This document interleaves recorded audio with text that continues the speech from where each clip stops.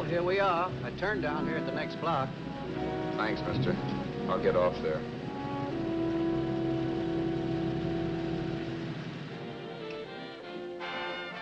Want anything else? No. Hey, you. Me? Yeah, you. It's where you heading? East. Too bad. I thought if you was heading north, I might be able to help you out. I'm pushing the Salt Lake, and I don't like to ride it alone at night. I'm one of those guys that got to talk or I fall asleep. Oh, sure, now, my partner, he's got Lou to keep him company, but I ain't got nobody at all. Where you coming from? West. Yeah, sure, I know, but where, L.A.? Maybe. Got a cousin out in L.A. You don't say. Yeah, he's been out. You're not much of a talker, are you? My mother taught me never to speak to strangers. Oh, a wise guy. So what? Okay, okay, don't get sore. Just trying to be sociable, that's all. Hey, Glamorous. You change for a dime, will you?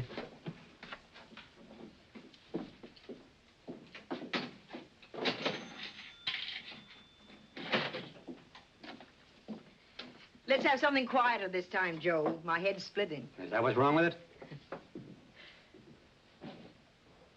Done with your coffee? No. And don't rush me, will you?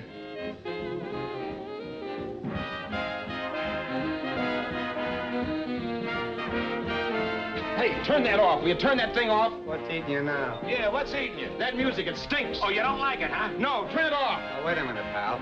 That was my nickel, see? This is a free country, and I play whatever I want to. Okay. Sure, and if you don't like it, you don't have to listen to it. And you can leave here anytime you want it. Okay, I'm sorry I asked. First good piece played tonight and you don't like it. Some people just ain't got any good taste.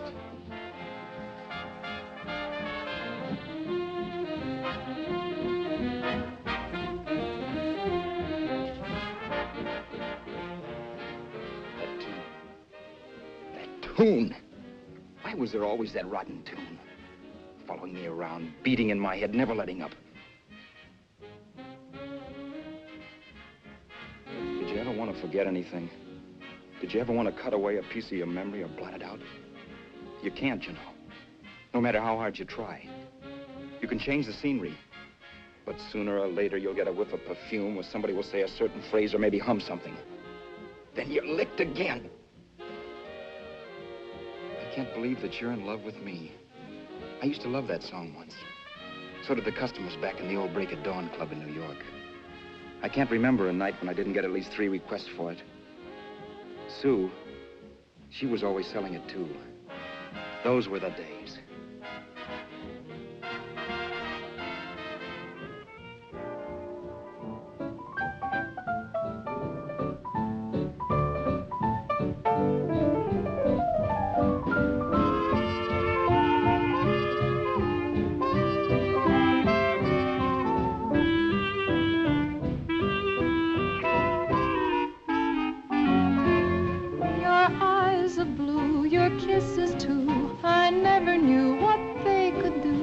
I can't believe that you're in love with me.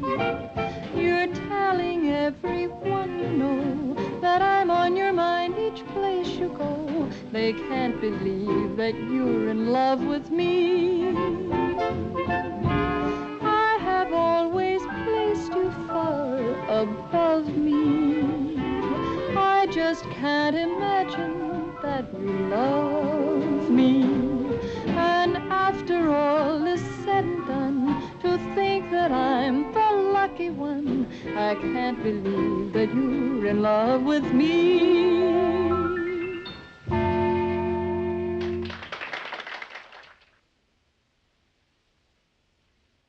It wasn't much of a club, really. You know the kind. A joint where you could have a sandwich and a few drinks and run interference for your girl on the dance floor. I pounded the piano in there every night from 8 until the place closed up, which usually meant 4 in the morning. A good job as jobs went in those days. Then, too, there was Sue, who made working there a little like working in heaven. But how we felt about each other, well, there was nothing very unusual in that. I was an ordinary healthy guy, and she was an ordinary healthy girl. And when you add those two together, you get an ordinary healthy romance, which is the old story. Sure. But somehow, the most wonderful thing in the world.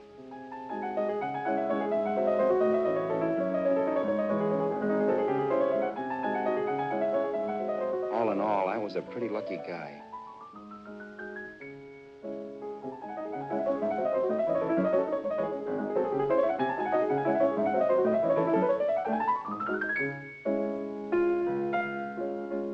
Mr. Paderewski, I presume. It's beautiful. You're going to make Carnegie Hall yet, Al? Yeah, as a janitor. I'll make my debut in the basement. I don't blame you for being bitter, darling, but you mustn't give up hope. Why, someday... Yeah, someday. If I don't get arthritis first. In the meantime, let's blow this trap.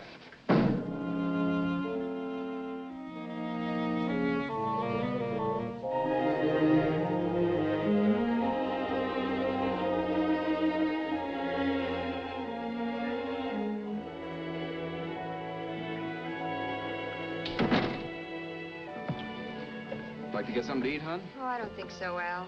I lose my appetite working in this flea bag. Let's go home. Okay. I can't stand much more of that dump. Did you see that drunk tonight trying to paw me? No, what drunk? Does it matter what drunk? Say, what's the matter with you tonight, darling? That's the third time you started to tell me something and then stopped. We shouldn't have any secrets from each other, Sue. Next week, we're going to make with the ring and the license. You and me will be a team. Yes, that's right. In the Bush League. I don't get you. We've been struck out. It's a funny way to talk, darling. Don't you want to marry me? Al, look, I love you. You know I do, and I want to marry you. But? But not now. Only after we've made good. Sunday, I'm going away. Oh, I know you'll think it's silly. That's why I hesitated to tell you. But I'm going to California. I want to try my luck in Hollywood.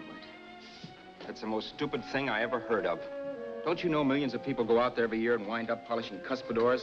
I thought you had better sense. You sound as if you don't think I have any talent. That has nothing to do with it. I'll make out all right. Maybe. But what about me? Doesn't it mean anything to you that you're busting up all our plans?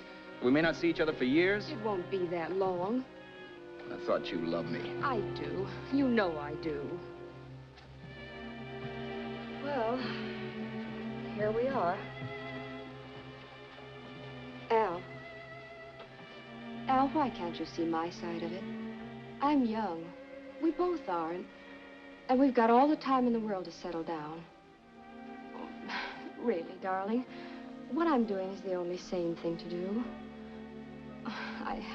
I hate the thought of being so far away from you, but we'll be together again someday. Maybe you'll decide to come out too later on. So long. Al, aren't you going to kiss me goodnight? Sure, why not? Good night.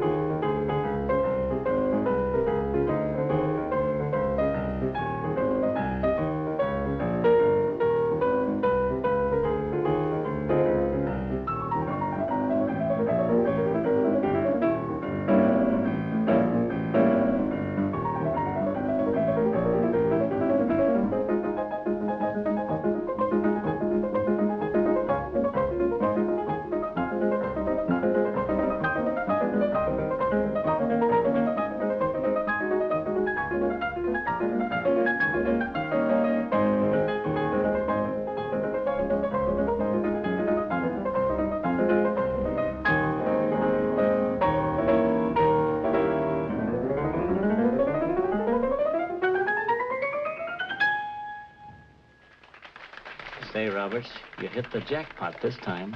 $10. Thanks.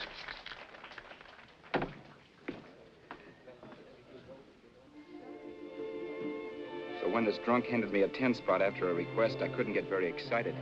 What was it, I asked myself? A piece of paper crawling with germs. Couldn't buy anything I wanted. It couldn't... Then I thought of something.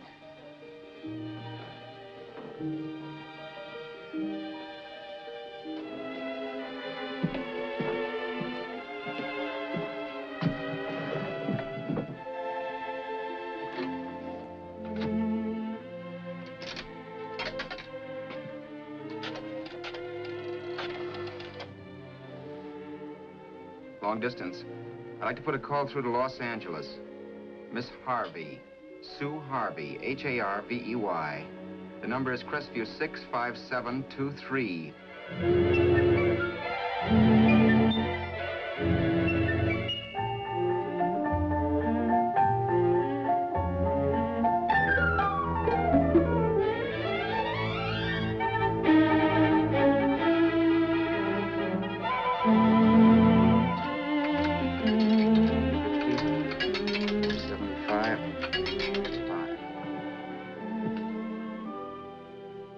Hello, Sue? This is Al. Oh, baby, it's great to hear from you, too. What's that? You do? Oh, me too, darling. I thought I'd go batty without you. I just had to... Huh? You're working as a hashlinger? Gee, honey, that's tough. Those guys out in Hollywood don't know the real thing when it's right in front of them. You just stick it out, Sue, baby. Keep going around to those casting offices. I'm sure you'll click. Look, I'll tell you what. You stay put out there, I'll come to you. No, don't try to stop me. Just expect me. Train? Who knows? Train, plane, bus, magic carpet. I'll be there if I have to crawl. If I have to travel by pogo stick. And then, let's get married right away, huh? That's the stuff. That's what I've been wanting to hear you say. Well, goodbye for now. I'll be seeing you soon. Yeah. Bye. The only way I could cross country was to thumb rides. For even after hawking everything, I only had enough money to eat. Money. You know what that is. It's the stuff you never have enough of. Little green things with George Washington's picture that men slave for, commit crimes for, die for. It's the stuff that has caused more trouble in the world than anything else we ever invented. Simply because there's too little of it. At least I had too little of it. So it was me for the thumb.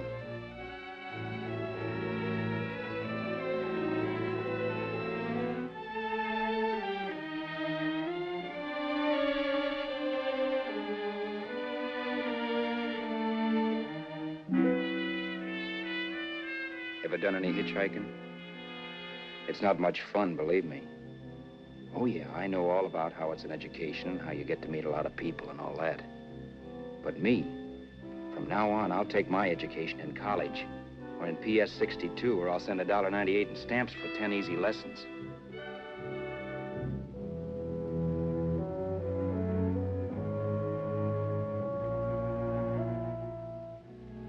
Thumbing rides may save your bus fare, but it's dangerous. You never know what's in store for you when you hear the squeal of brakes. If only I had known what I was getting into that day in Arizona. Here, throw that in the back seat. Okay, let's go. Make sure that door is closed.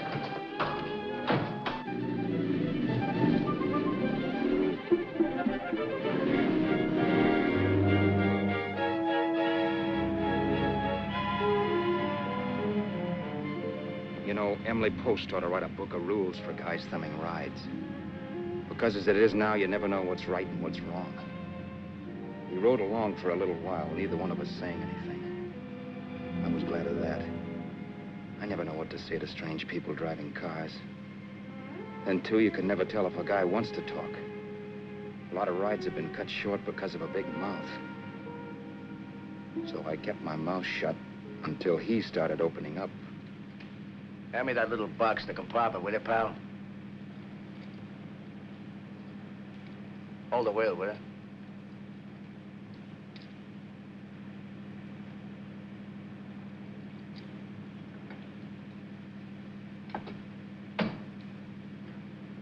How far are you going? L.A. Wow, you're really traveling, aren't you? Yeah, but I don't expect to make it for a couple of years at the rate I've been promoting rides. Not much luck, huh? Sure, all bad. Not many people stop for a guy these days. Afraid of a stick-up, maybe. Well, you can't blame him. Where you coming from? New York? Well, New York. You're in luck this time. I'm going all the way. Right through to Los Angeles. You drive a car? Sure. Whenever you're tired, let me know. I'll holler. I guess at least an hour passed before I noticed those deep scratches in his right hand. They were wicked. 3 puffy red lines about 1/4 of an inch apart. He must have seen me looking at them because he said, Beauties, aren't they? They're gonna be scars someday. What an animal. Whatever it was, it must have been pretty big and vicious to have done that. Right on both counts, New York. I was tussling with the most dangerous animal in the world. A woman. She must have been Tarzan's mate. Looks like you lost the bout. It certainly wasn't a draw. You know, there ought to be a law against dames with claws. Yeah. I tossed her out of the car in her ear. Was I wrong? Give a lift to a tomato, you expect her to be nice, don't you? Yeah. After all, what kind of dame son rides? Sunday school teachers? Yeah. A little witch. She must have thought she was riding with some fall guy. And me, who's been booking horses around racetracks since I was 20. I've known a million dames like her. 2 million. Yeah. Stopped the car, opened the door. Take it on the Arthur Duffy sister, I told her. That's the stuff. As I was done, huh? But if you want to see a real scar, brother, get a load of this. What? I got that one, Dooley. Dooley? Yeah, we're just kidding, of course. My dad owned a couple of Franco-Prussian sabers. Kept them on the wall for decorations. Well, one day, another kid and I took them down when the old man wasn't around. Had a duel. He got me in the arm here. Pretty mean cut. Infection set in later. Yeah, I can see that. Now, give me that box again, will you? Yeah.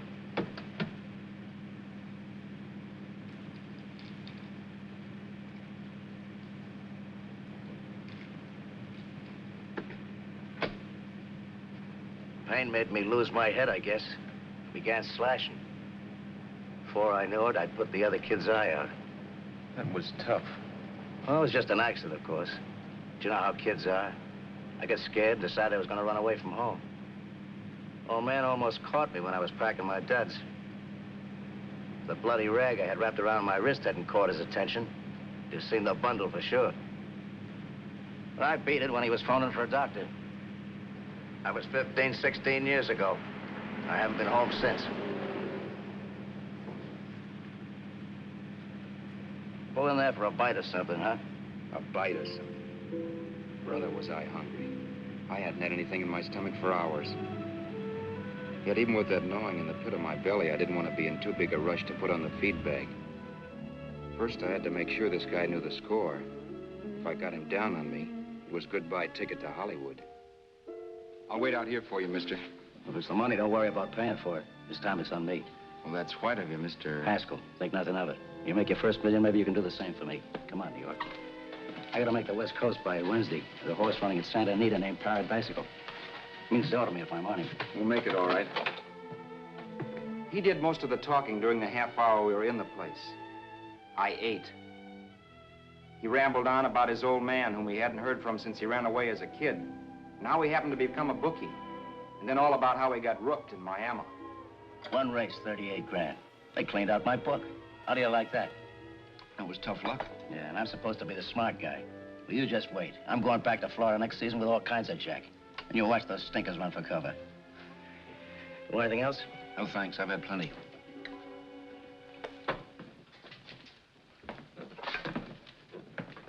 Let's check there, sister. Oh, just a minute. Your change, sir. Keep it, sister. Oh, thank you, sir. Call again. I'll be waiting outside for you when you finish work. Sharp check, huh?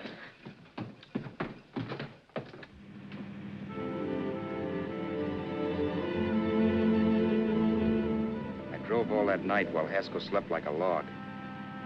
After a while, I began to get sleepy myself.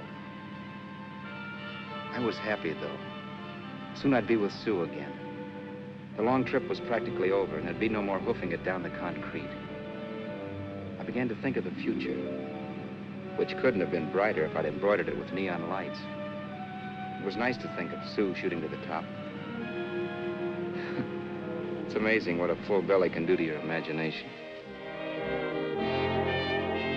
Your eyes of blue, your kisses too, I never knew what they could do. I can't believe that you're in love with me. You're telling everyone you know I'm on your mind each place you go. I can't believe that you're in love with me.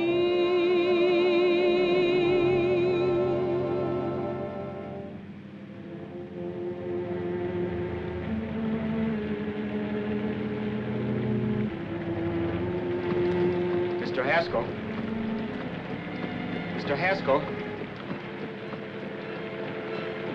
Mr. Haskell, wake up, it's raining. Don't you think we ought to stop and put up the top?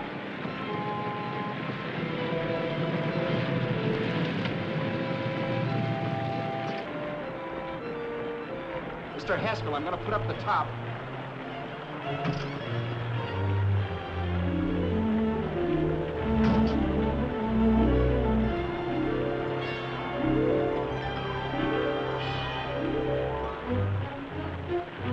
Until then, I'd done things my way. But from then on, something else stepped in and shunted me off to a different destination than the one I had picked for myself. For when I pulled open that door... Mr. Haskell, what's the matter? Are you hurt? Are you hurt, Mr. Haskell? Start your sermon. I'll listen to it. But I know what you're gonna hand me even before you open your mouths. You're gonna tell me you don't believe my story of how Haskell died and give me that don't make me laugh expression on your smug faces. I saw it once he was dead, and I was in for it. Who would believe he fell out of the car? Why, if Haskell came too, which of course he couldn't, even he would swear I conked him over the head for his dough. Yes, I was in for it. Instinct told me to run, but then I realized it was hopeless. There were lots of people back down the road who could identify me. That gas station guy and the waitress. I would be in a worse spot then, trying to explain why I beat it. The next possibility was to sit tight and tell the truth when the cops came. But that would be crazy. They'd laugh at the truth. And I'd have my head in a noose. So what else was there to do but hide the body and get away in the car? I couldn't leave the car there with him in the gully. That would be like erecting a tombstone.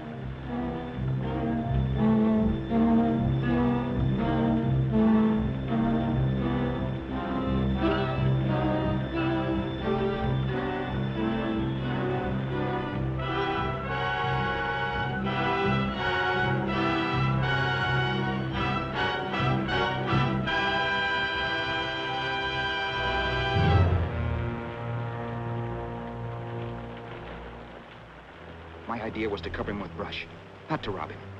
But then I remembered that even if I only drove the car for 100 miles or so, I would need money for gas. Besides, it was stupid of me to leave all that money on a dead man. Not only that, I'd have to take his driver's license in case I was stopped for something.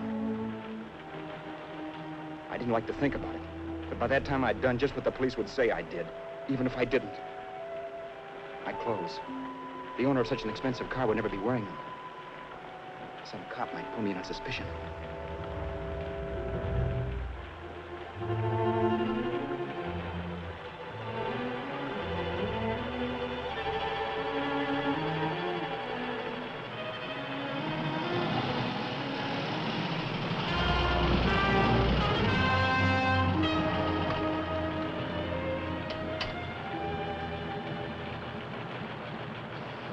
Hey, you, this your car?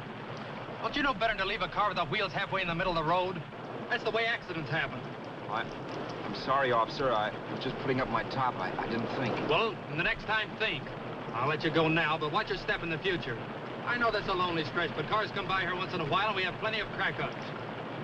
Thanks, officer.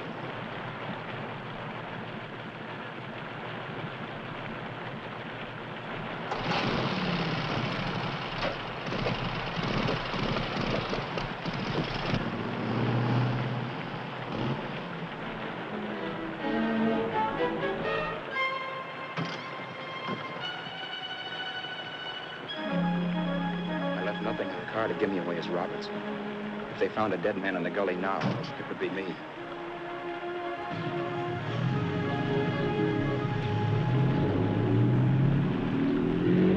As I drove off, it was still raining. The drops streaked down the windshield like tears. I kept imagining I was being followed and that I could hear sirens back in the distance. Just how long it took me to cover the 60-odd miles to the California state line, I don't know. I lost all track of time. But the rain had stopped and the sun was up when I pulled up to the inspection station.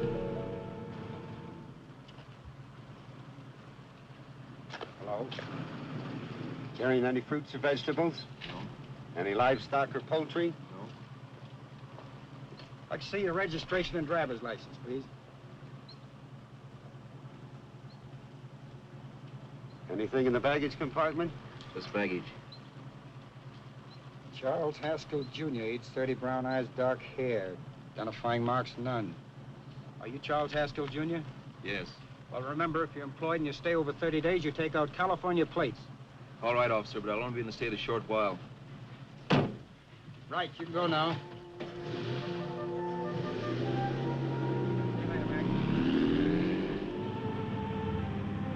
I couldn't drive any farther without some sleep. Cops or no cops, I knew I had to hit the hay and hit it hard. I was dead tired.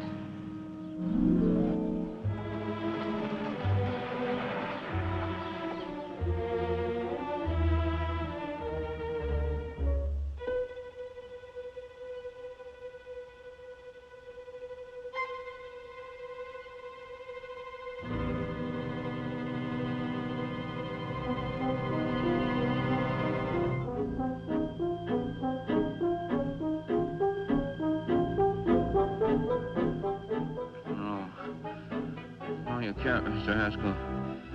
No.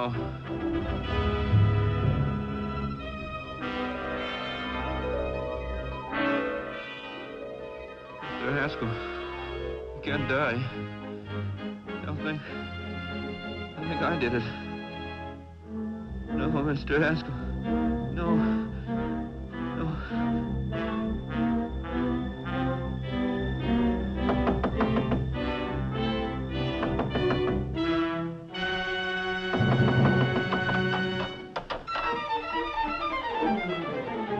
Who's there? It's the maid. Can I come in and clean? Later. In a half hour. All right, sir.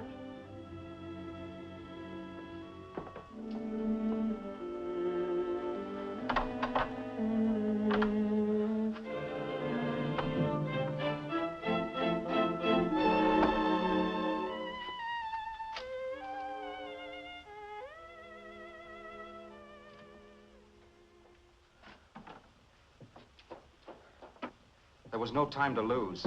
Every minute I had to be Charles Haskell was dangerous. And I'd have to be Charles Haskell until I got to some city where I could leave the car and be swallowed up.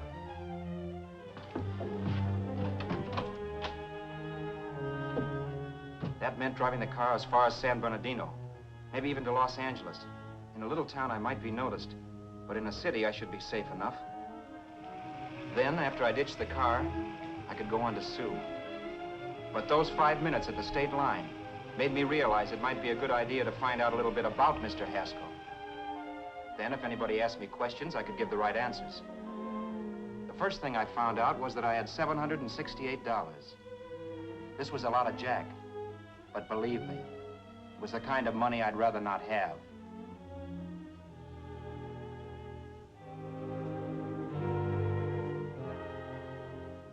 And then I found out from a letter Haskell was carting around in his bag that he wasn't the open-handed, easygoing big shot who went around buying dinners for strange hitchhikers. Before I got done reading it, I saw him more as a chiseler. It was written to his old man in California, the one he hadn't seen in so many years. In it, Haskell posed as a salesman of hymnals, of all things.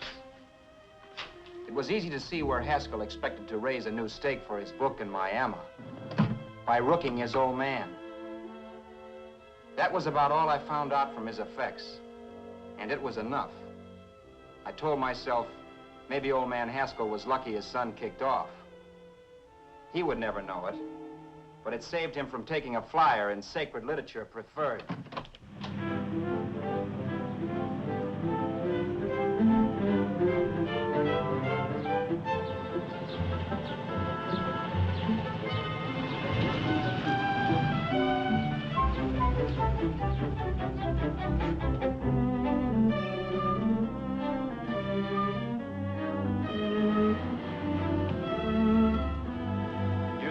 At Desert Center, I pulled up for water. There was a woman. Hey, you! Come on if you want to ride.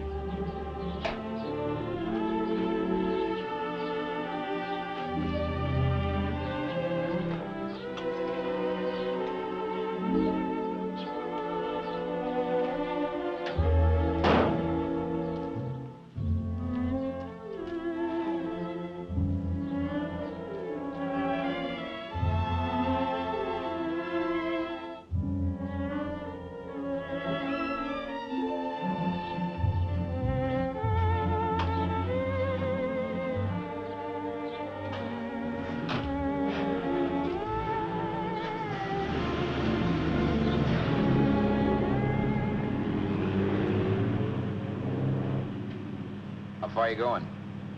How far are you going? That took me by surprise, and I turned my head to look her over. She was facing straight ahead, so I couldn't see her eyes. But she was young, not more than 24. Man, she looked as if she'd just been thrown off the crummiest freight train in the world. Yet, in spite of this, I got the impression of beauty. Not the beauty of a movie actress, mind you, or the beauty you dream about when you're with your wife, but a natural beauty. A beauty that's almost homely because it's so real. Then suddenly she turned to face me. How far did you say you were going? Los Angeles? L.A.? L.A.'s good enough for me, mister. That's what I was afraid of. What'd you say? Oh, nothing, just thinking out loud. People get in trouble for doing that. What's your name? You can call me Vera if you like. You live in Los Angeles? No. Where are you coming from? Oh, back there. Needles? No. Oh, sure, Phoenix. You look just like a Phoenix girl. Are the girls in Phoenix that bad? The girl must have been pretty tired, because she fell asleep not 20 minutes after she stepped into the car. She lay sprawled out with her head resting against the far door, like Haskell. I didn't like that part of it much, but I didn't wake her up. It wasn't that this girl still worried me.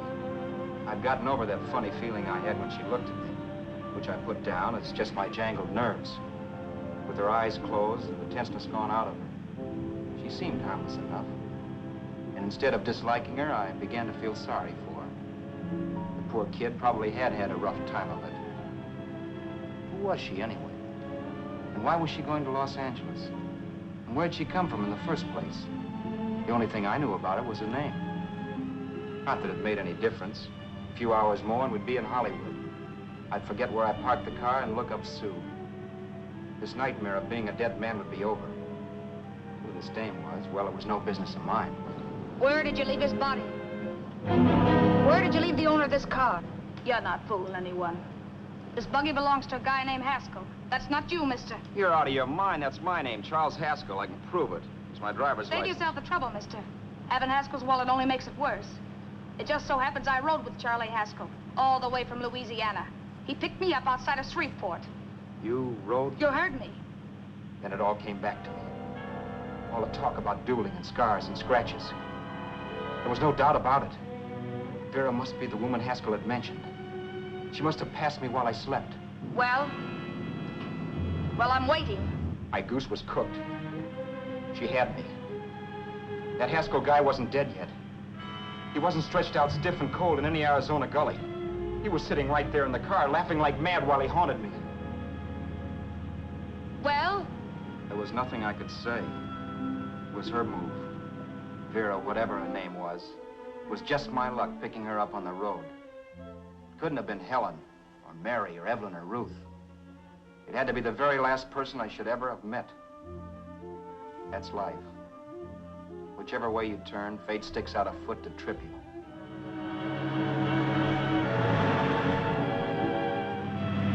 I told her everything, but she didn't believe my story. I should have saved my breath.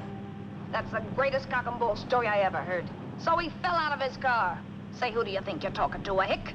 Listen, mister, I've been around, and I know a wrong guy when I see one. What'd you do, kiss him with a wrench? Now, wait a minute. What I told you was true. You see, that's why I had to do it.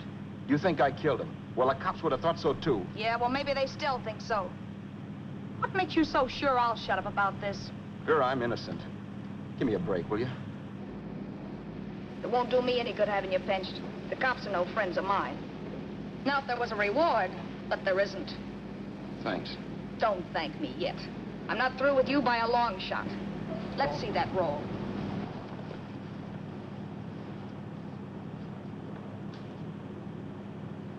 Is that all Haskell had? Isn't it enough? No, I thought he had more. Not that I know of. You can search me. You think I'm holding out on you? Well, maybe I will at that. He told me he was going to bet $3,000 on a horse named Paradisical on Wednesday at Santa Anita. He was stringing you along. He meant 300. Maybe. Sure, $3, 300. He was a piece of cheese, a big blowhard. Listen, mister, don't try and tell me anything about Charlie Haskell. Remember, I knew him better than you did. Okay, then you knew he was a four-flusher. That explains the $3,000 bet. I'm not so sure he didn't have that $3,000.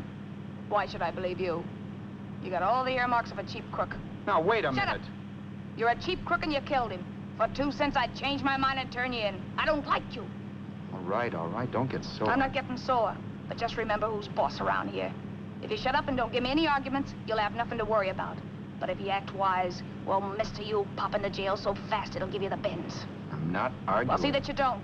You know, as crooked as you look, I'd hate to see a fella as young as you wind up sniffing that perfume that Arizona hands out free to murderers. I'm not a murderer. Of course you're not. Haskell knocked his own head off. He fell, that's how it happened, just like I told you. Sure, and then he made you a present of his belongings. I explained why I had to do skip that. it. Doesn't make a difference one way or another. I'm not a mourner. I liked Haskell even less than I liked you. Yeah, I saw what you did to him. What do you mean? Well, scratches on his wrist. Sure, I scratched him. I'll say you did. So your idea was to drive the car a little way, maybe into San Bernardino, and then leave it. You weren't gonna sell it? Sell it? You think I'm crazy? Somebody else's car? See, all I want to do is leave it somewhere and forget I ever saw it. Not only don't you have any scruples, you don't have any brains. I don't get you. Maybe it's a good thing you met me. You'd have got yourself caught, sure. Why, you dope. Don't you know a deserted automobile always rates an investigation? Huh? Look, the cops find a car. Then they get curious. They wonder where the owner is. So, all right, they don't trace Haskell. They trace you. I never thought of that. The only safe way to get rid of the car is to sell it to a dealer. Get it registered under a new name. Say, stop at the next store. I want to get a bottle and do some shopping before we hit L.A. Okay. As soon as we find a place, I'll drop you off and pick you up later. Nothing doing. You're coming in, too. From now on, you and I are like the Siamese twins. Have it your way, but I don't get the point. The point is, I don't want you to get lost. I'm not going to beat it if that's what you're afraid of. I'll say you're not. Well, I'm going to see that you sell this car so you don't get caught. Thanks. Of course, your interest wouldn't be financial, would it? You would want a small percentage of the profits. Well, now that you insist, how can I refuse? 100% will do. Fine. I'm relieved. I thought for a moment you were going to take it all. I don't want to be a hog. A few hours later, we were in Hollywood. I was recognizing places Sue had written about. It struck me that far from being at the end of the trip, there was a greater distance between Sue and me than when I started out. Vera wasn't kidding with that Siamese twins crack. She rented a little apartment as Mrs. Charles Haskell. When I objected to this, she explained that it was on account of the car. A dealer might think something was funny if he called and found we were using different names.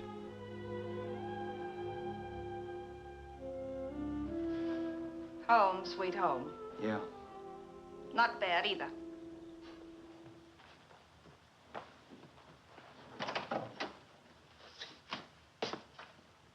In case there's any doubt in your mind, I'll take the bedroom. Yeah. Sure is stuffy in here.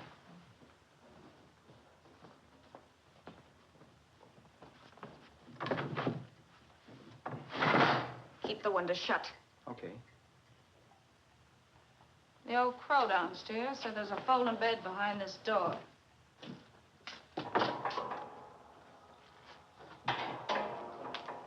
You know how to work it? I invented it. Some joint. One can't have everything.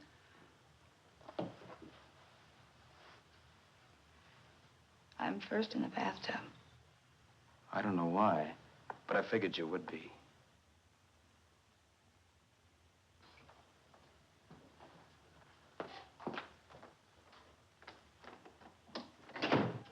Boy, oh boy.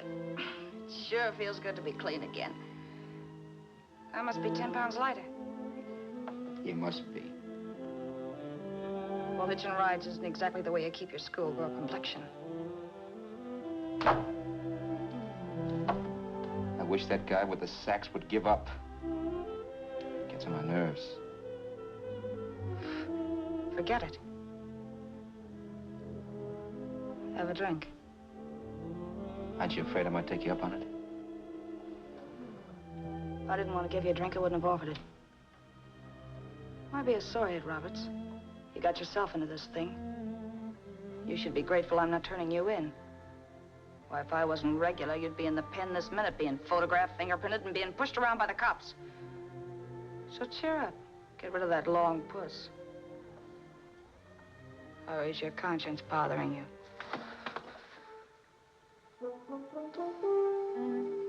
No. It isn't. Swell. That's the spirit. He's dead and no moaning around will bring him back.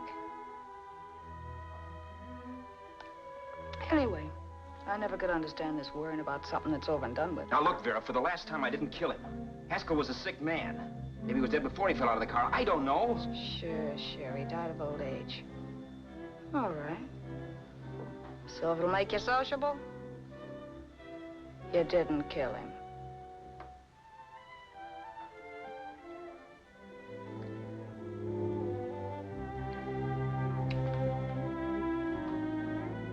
Thanks.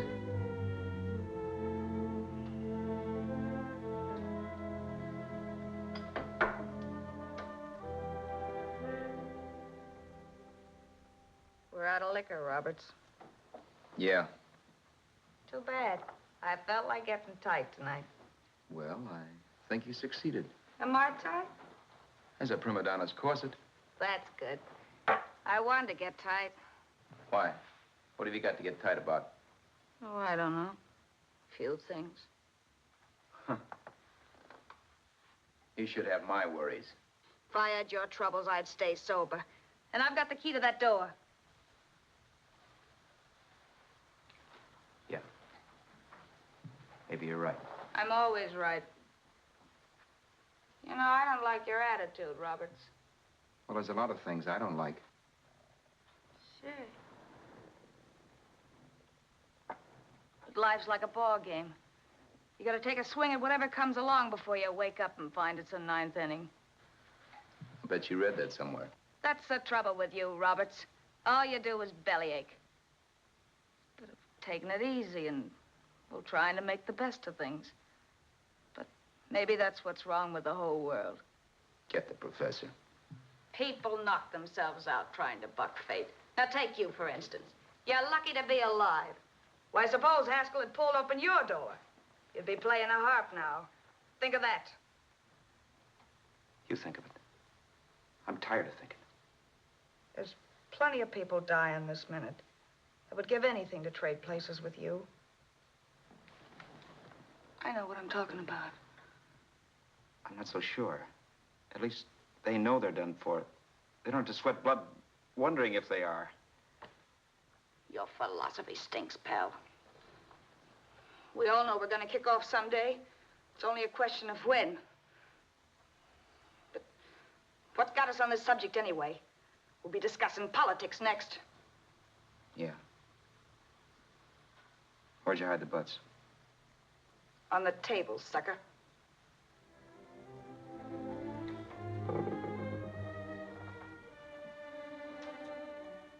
We bored each other with conversation for a couple of hours longer.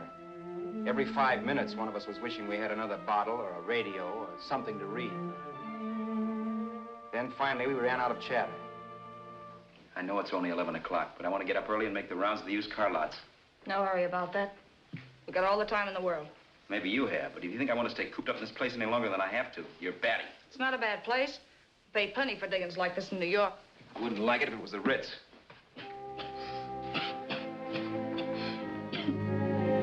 Rotten liquor. You got a mean cough. Want to do something about it. I'll be all right.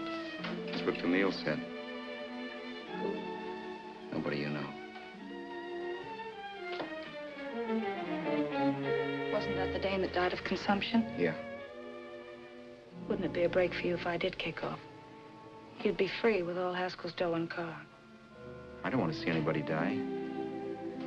Not even me. Especially not you. One person died of me. If you did, well, that's all I need. You don't like me, do you, Roberts? Like you.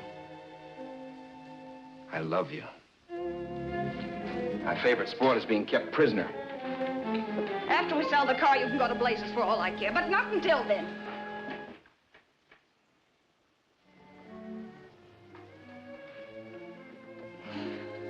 I'm going to bed.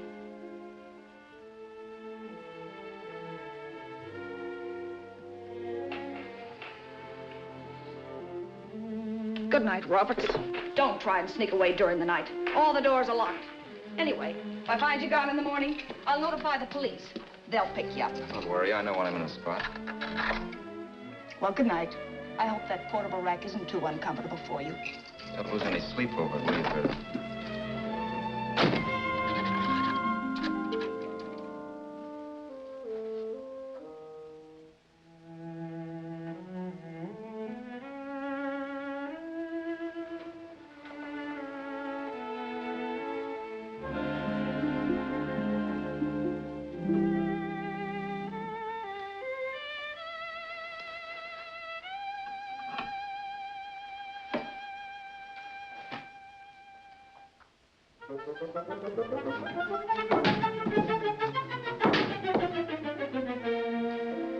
Crestview.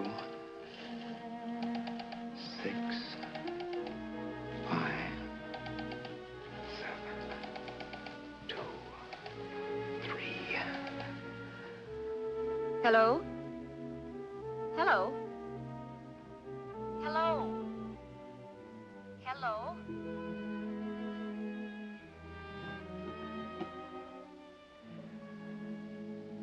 No. Not yet, darling. Tomorrow. Maybe. If this were fiction, I would fall in love with Vera, marry her, and make a respectable woman of her. Or else she'd make some supreme Class A sacrifice for me and die. Sue and I would bawl a little over her grave and make some crack about there's good in all of us. But Vera, unfortunately, was just as rotten in the morning as she'd been the night before. All right, I'm coming. Look, Vera, it's almost noon. So what? The dealers will be there all day? I'll be there all year, too, but that doesn't mean I'm going to wait that long. Shut up. You're making noises like a husband. Well, do I rate a whistle? You sure do, but let's go. Let's go, let's go. I spent $85 and 2 hours preparing bait, and all you can say is let's go. Come on.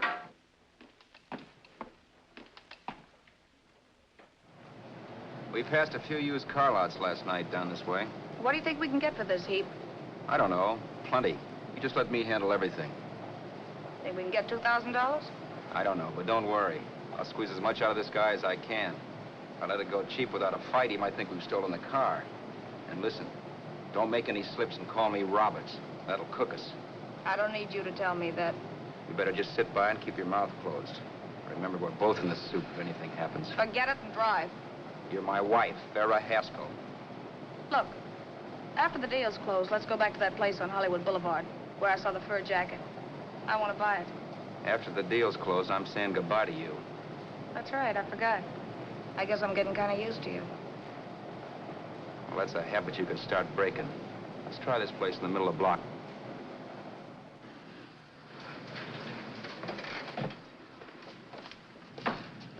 Good afternoon. What can I do for you? We're interested in selling a car. If the price is right. Well, if it's in good mechanical condition, it should blue book for about $1,600. Tony, take a look at this motor. $1,600. Are you kidding?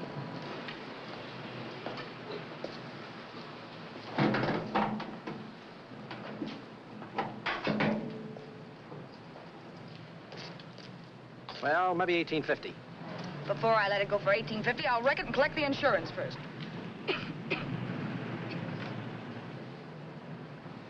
Lady, this motor's seen a lot of driving.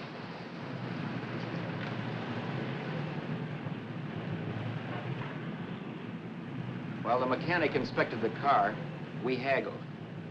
At last, when we were all worn out, we hit a compromise. His price. Okay, it's a deal. All right, come in. We'll sign the papers. I have the ownership papers right here with me. Look, Vera, in the meantime, will you clean out the dash compartment? There may be some stuff in it. All right, darling. 1,850 bucks. That dirty crook.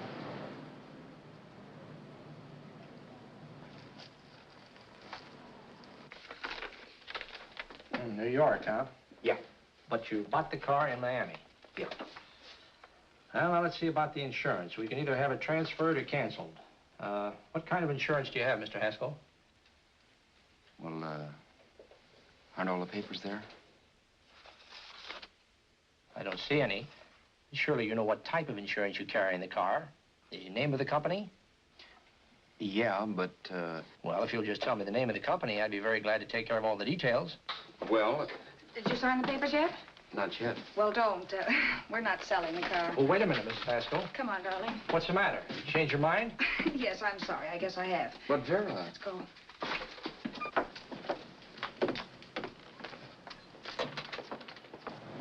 You got me out of a tight spot, Vera. But I still don't understand all this. You will in a minute. I almost threw away a gold mine. 1850 isn't to be sneezed at. The car doesn't book for as much as I thought. We're not selling the car. You want to keep it. Now, wait a minute, Vera. You said yourself I wouldn't be safe until the car was in someone else's name. I'd like to be free of this mess when I go. That's just it, Roberts. You're not going. There's a drive-in at the next corner. Pull in there and we'll get a bite to eat. And I'll explain. What is this, another one of your brilliant ideas?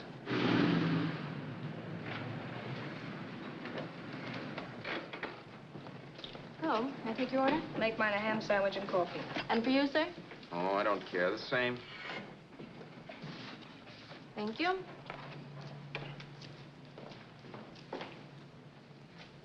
Get this, Vera. I've been pretty patient so far. I've done everything you asked me to do, but no more. Shut up. You've taken Haskell's money.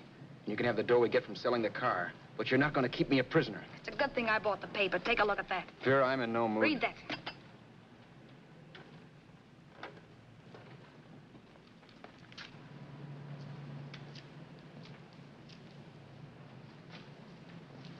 No.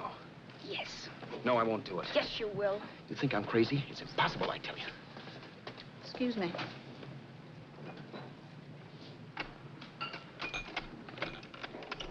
Blow the horn when you're through. No one could possibly get away with an act like that. It'd be wise to me in a minute. Don't be yellow. You look enough like him. The same coloring and the same build. See how his clothes fit you? No kidding, you almost had me fooled for a while. Oh, grow up, Vera. Don't you think a father knows his own son? And there must be other relatives. The father won't have to know you. We'll wait till he gives up the ghost. He's an old geezer and he won't pull through. And as far as other relatives are concerned, they haven't seen you in 15 or 20 years. Eat. I'm not hungry. And I won't do it. It's not as tough as it sounds. Remember, you've got all kinds of identification. His car, letters, license. I could never get away with it. It's the stupidest thing I've ever heard. The old boy has scads of dough. Look in the paper there. Personal fortune assessed at over 15 million. He'll leave plenty, I tell you. Maybe he cut off his son. How do we know? It's out, Vera. I won't have anything to do with it. I think you will. Look, Vera, I'll do anything within reason. But not that. So forget it. Find yourself another stooge. You sap. You'll be fixed for the rest of your life as Charlie Haskell. You can take your inheritance and go away. No more worrying about the rent, no sweating, scheming, wondering where your next meal's coming from. Think about that, Roberts. Vera, please, you're talking too loud. On this, I'm splitting 50-50 with you. Sure, why not? We're both alike, both born in the same gutter. Now, take it easy, Vera. There's people around here. You don't know what you're talking about. We'll wait till we read that old man Haskell's dead. Then you show up. Like you read in New York that he was sick. No. Suppose he doesn't die. He will. I know he will. Something tells me. But as much as I insisted I would have no part of her scheme, Vera was taking it for granted I would. Neither of us had our mind on the cards as we played that night. I knew we were just trying to kill time between newspaper editions. This was a death watch for Vera. Maybe it was for me, too. Don't you realize if I'm caught, they'll want to know where I got the car and stuff, and they'll have me on a murder charge. If you're smart, you won't get caught. I knocked for 7. And if I'm caught, don't you realize you'll be out, too? 18 points, that gives me 30. How will I be out? You'll be out $1,850 we would have gotten on the car. Really, Vera, you'd be an awful chump if you threw away all that dough on a dizzy long shot. Let me sell the bus tomorrow. With the money it'll bring and what you've already got, a clever kid like you can run it up in no time. Then we'd both be in the clear. I'll be in the clear anyway. Maybe. Maybe. But if I got caught, I'd get good and sore at you, you know. You mean you'd squeal? Oh, no, not squeal exactly. Never mind what you meant. Even if you did tell the cops I was in on it with you, what could they do to me? They might give me the same medicine they gave you. Yeah. A rope. But I'm on my way anyhow. All they'll be doing will be rushing it. All right. But think of the $1,850 you'd lose. You'd kick yourself along the block if you ever let it get away from you. I'll take the chance. Want another drink? You're being a goon. That's the way people wind up behind the 8 ball. Once they get a few dollars, they become greedy and want more. My. Caesar. Who? You know that Roman general? He got his for being greedy. He wasn't satisfied, so the final wind-up was he took the count. A couple of days ago, you didn't have a dime. Why, you were so broke you couldn't pay cash for a postage stamp. Now you've got almost $700 with $1,850 in the offing. Take my advice. Don't try for more. I'm tired of this game. Let's have some blackjack. Play solitaire. Okay, I will if that's the way you feel about it. That's the way I feel about it. Getting sore and throwing things won't help much, Roberts. I'm really doing you a favor. I help you out of a jam by keeping my mouth shut. I show you how to make some soft money. And what thanks do I get? Thanks. Sure. Or would you rather call the cops and told him you killed a man and stole his money? I didn't kill anybody. Yes, you did. No, I didn't. You know I didn't. All right, then. Suppose I call the cops. If you're innocent, what do you got to be scared of? Okay. Call him, you mutt. Go ahead and call him. See if I care. At least they'll give me a square deal. You want me to call them? You heard me. But I'm warning you. If I'm pinched, I'll swear you were in on it. I'll say that you helped me. If I fry, I'll get even with you. You wouldn't dare. You didn't. Yeah? Then try it and see. Call him. Yeah. Okay, I will.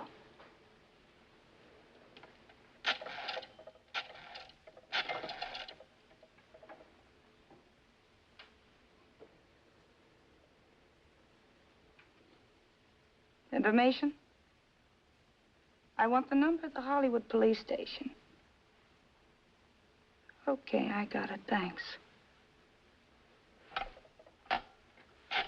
Wait a minute, Vera. You wouldn't do that. Well, wouldn't I? Give me that and I'll show you if I would. Take it easy now. Let's talk this over.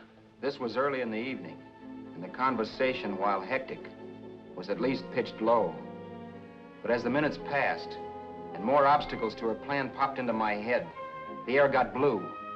Each word coming from our lips cracked like a whip.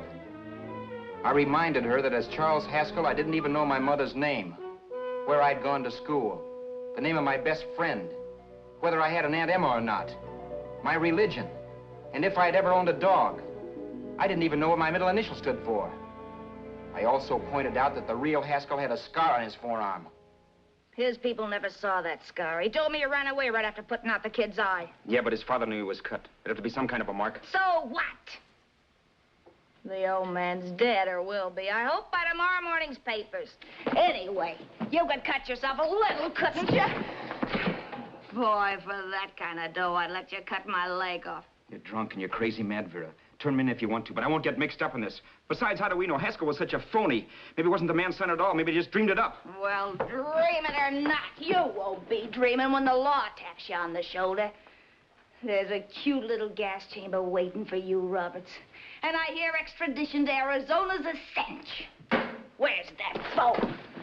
Vera! Leave me alone. Vera! Here. I want a phone. Call police. I hate you yellow stinker. You leave me alone. I'll let you alone when you promise to leave the phone where it is. You're drunk. You don't know what you're doing. You're hurting me. Will you promise? All right.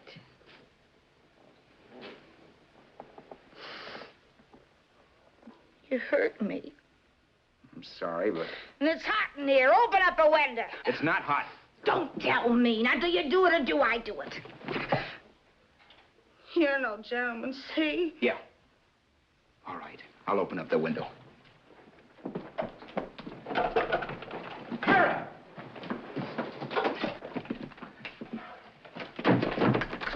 Vera, open the door. Please open the door. Vera, open the door. Don't use the phone. Listen to me. I don't like you, Roberts. You're no gentleman, see? You hurt my hand, and I'm going to get even with you. If you don't open the door, I'm going to kick it down, Vera. Vera, don't call the cops. Listen to me. I'll do anything you say. Vera, let me in. I'll break the phone.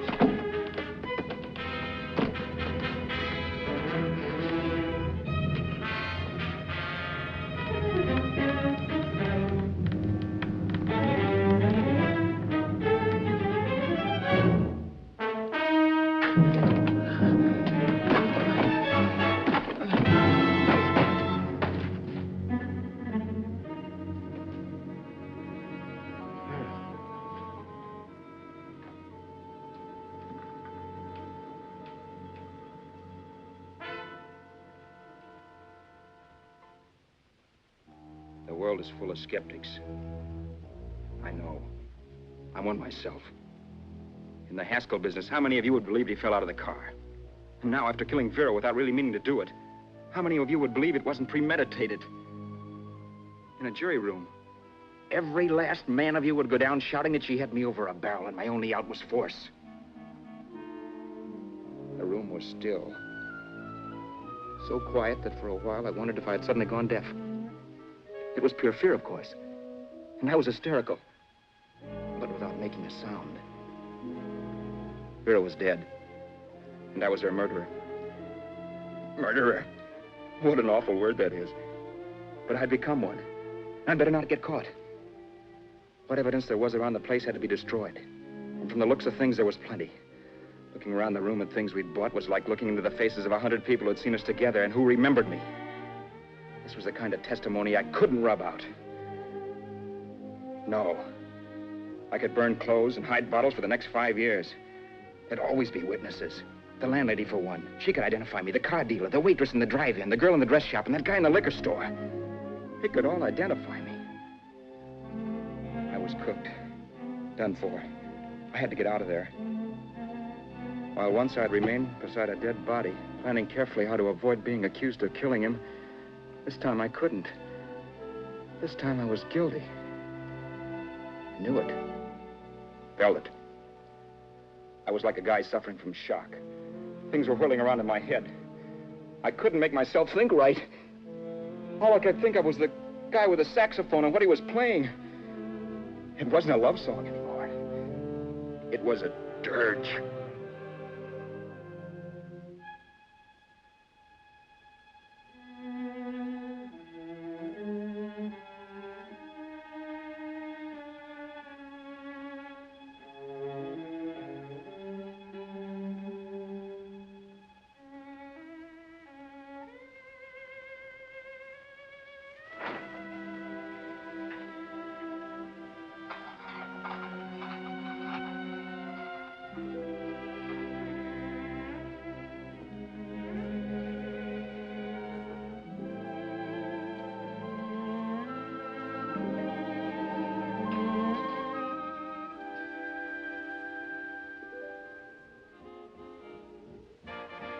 My problems weren't solved. I had to stay away from New York for all time. Because Al Roberts was listed as dead and had to stay dead. And I could never go back to Hollywood. Someone might recognize me as Haskell.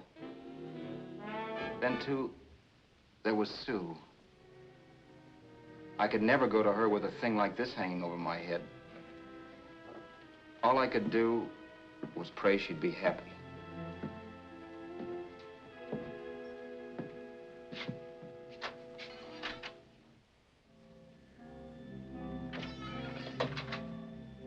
I was in Bakersfield before I read that Vera's body was discovered.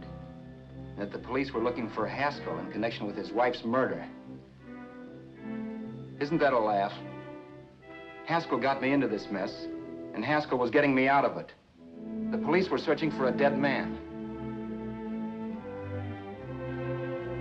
I keep trying to forget what happened and wonder what my life might have been if that car of Haskell's hadn't stopped. But one thing I don't have to wonder about. I know. Someday a car will stop to pick me up that I never thumbed.